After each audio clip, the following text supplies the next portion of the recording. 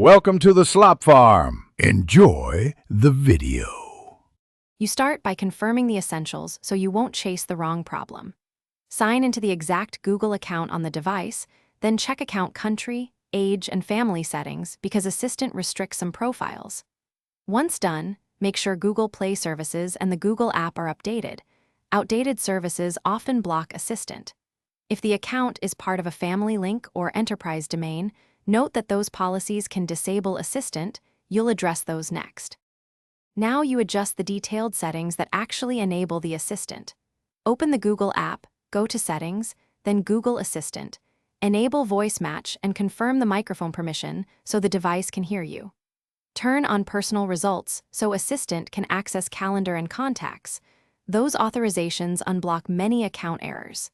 If the account is managed by Family Link or a workspace admin, contact them to lift restrictions or change policies. Otherwise, finish by forcing a refresh and testing.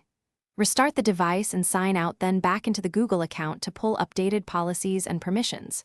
Say, "Hey Google," and if it fails, retrain Voice Match. Retraining often resolves recognition or enrollment blocks. If Assistant still reports unavailable, create a temporary personal Google account and test. This isolates whether the original account's age, country, family link, or admin policy is the cause. Troubleshooting tip: check workspace or family link settings first. They're the most common blockers.